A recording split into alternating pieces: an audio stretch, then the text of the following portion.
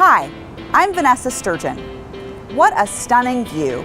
I never get tired of it. As president and CEO of TMT Development and a proud Oregon native, I have a passion for Portland, leadership, and our community. So we've created a series called Portland Strong, Leaders Among Us, a solution-driven conversation with some of our city's most intriguing change makers. Together, let's see how we can learn from them on how to keep this beautiful city of ours, Portland, strong.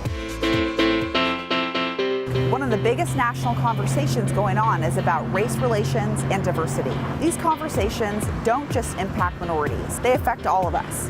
Just ask Sam Brooks. Sam is a Portland legend and the founder of the award-winning Oregon Association of Minority Entrepreneurs, or OAME, and founder of Brooks Staffing. Let's find out how Sam's lifelong efforts to help minorities is lifting up our entire community today on Portland Strong, Leaders Among Us.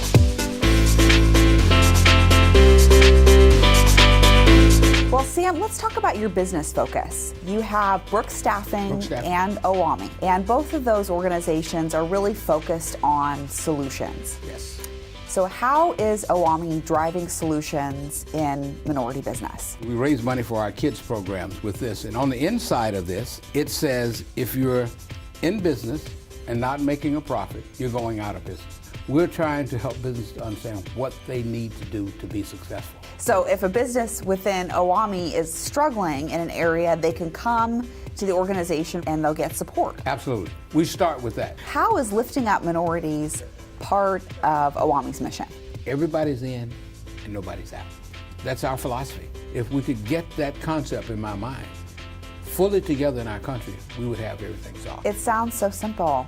It's a message that I think people want to hear, but I think you have to remind people of it. And after a while, they will begin to accept it.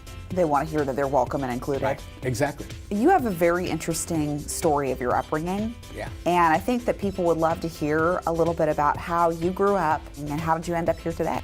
I grew up in Tennessee, segregated South of the 40s and 50s, where you couldn't eat in the same place, you didn't drink from the same water fountain and all those kind of things. None of that has ever bothered me really all that much because I was raised by a grandmother who was all about who you are. And when people called us names, I remember specifically, my grandmother said, well, do you answer to that?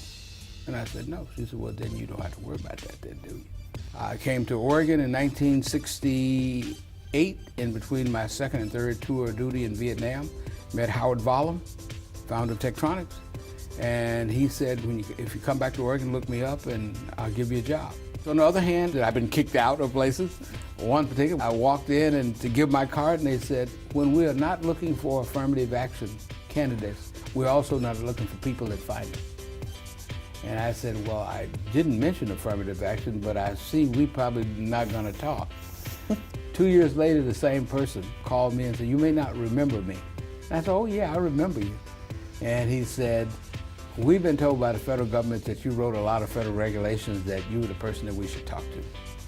And wondering if you'd be interested in working with us. I said, I would be happy to work with you, but it'll probably cost you more now. That's unbelievable. We are losing a lot of our minority population in Portland, a lot of it due to really high home prices. So what can we do really to stem the tide of the outflow of minorities from Portland? The old saying, to whom much is given, much is expected. I would require that. That is, I would insist that you have some low-income or affordable housing as a part of whatever it is you're doing. And if you were to do that, you would always be bringing other people along with you. Well, there's good news in that front, Sam. Inclusionary zoning is here. And in the next few months, it's going to be codified. So, and it's great. It's between 10 and 20% of all units are going to be affordable housing. I mean, so it isn't a complex thing, but you can't just leave people to their own because, you know, all of us left to our own probably would just be highly successful, make a ton of money. Sam, thank you so much for taking the time to introduce us to your staff today, to get a tour of the building. What you're doing here at OAME is just phenomenal, and I just want you to know how much personally I appreciate all the work that you've done around the city. Well, thank you so much. It's great to have a partnership with somebody that gets it. Thank you, Sam. All right.